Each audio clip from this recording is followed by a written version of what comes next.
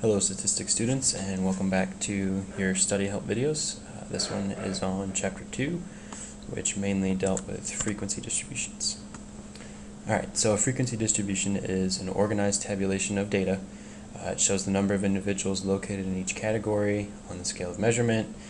They're in tables or graphs, and they always show the categories that make up the scales and the frequency, which is the number of individuals in each category.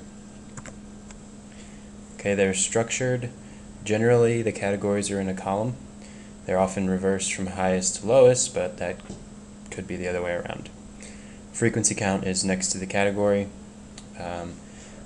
This bullet here, the second one, the sum of your frequency equals n, which is the number of people or subjects in what you're looking at. And to compute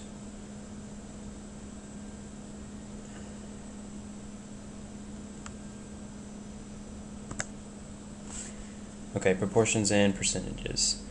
You'll have to get these down. These are very important to statistics. Okay, so if you need help with these, look at them again, go back in your book and figure them out. But basically, proportions measures the fraction of the total group, or proportions measure the fraction of the total group that is associated with each score. The formula is proportion equals relative frequency over total number. So down here, they're called relative frequencies because they describe the frequency in relation to the total number. Alright, and percentages, we all learned these when we were kids, okay? Expresses relative frequency out of 100, so half is 50%. Your formula is here. It's still the same as proportion, you just multiply it by 100 on each side, so then that'll give you a decimal. They can be included as a separate column in the frequency distribution table. So here we have an illustration. You can see that percentages are in the far right column and proportions are here.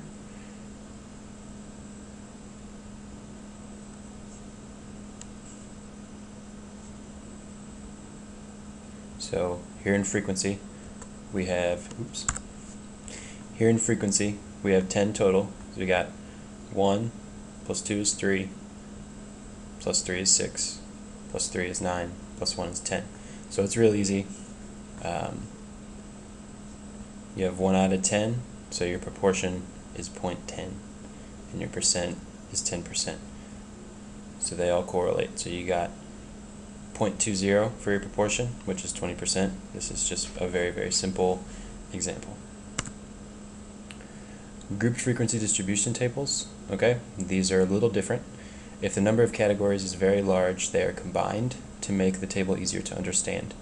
But when you group information, this is important, you lose some of the scores. You can't find individual scores. You just have a pretty much a range, and the wider the grouping interval, the more information is lost. Because you have less data, the further out you stretch it. Or less specific data, the further out you stretch it. Okay, guidelines for making these. The top are mandatory and the bottom are suggested. Okay, make all your intervals the same width. So if you're going by 5s, go by 5s the whole way. Make the bottom score in each interval a multiple of the interval.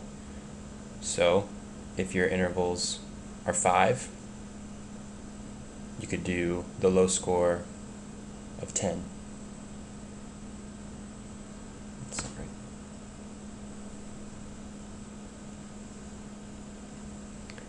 So if your intervals are 2, I'm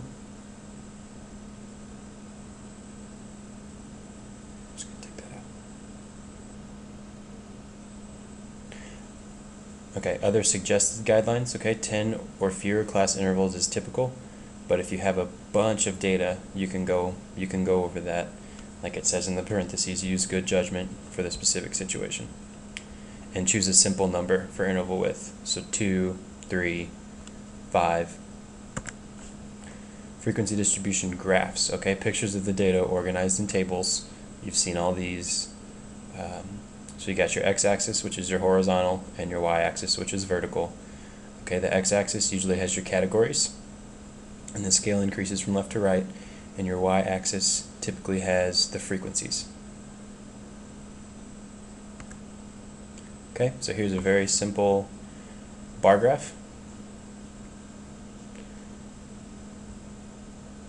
Over here we've got our table. So we've got somebody, one person, right here in frequency, one person that scored 1, so they're over here in the bar graph. 2 with 2, 3 with 4, and so on. You see that your frequency is on your y-axis, and what you're measuring is on your x-axis. Okay, this is a grouped frequency distribution histogram. Okay, we have a little more complicated data set over here, but basically you have 30 to 31 and it's 2. So here in this, 30 to 31 corresponds with this bar right here. And remember when we said this denotes a break, so usually you would start at 0, but the first data was at 30 or 31. So you go ahead and denote the break here with these 2 lines. Graphs for nominal and ordinal data. Okay, for non-numerical scores, which is nominal and ordinal, you would use a bar graph, similar to the ones we just looked at. Okay, and the spaces between adjacent bars indicates discrete categories. Okay, so on the next one, so those ones were continuous. There were no spaces in between. On the next one, we've got personality type. It says, note that since personality is a discrete variable measured on a nominal scale, there are spaces between the bars. All right. This is an example of a normal distribution. IQ scores are usually a normal distribution because 100 is average. So most of your people are clustered in the range from 85 to 115, and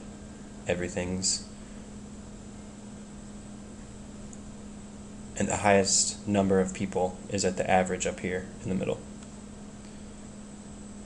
And you've got your outliers down here that probably have some mental problems, and your outliers over here that are your geniuses.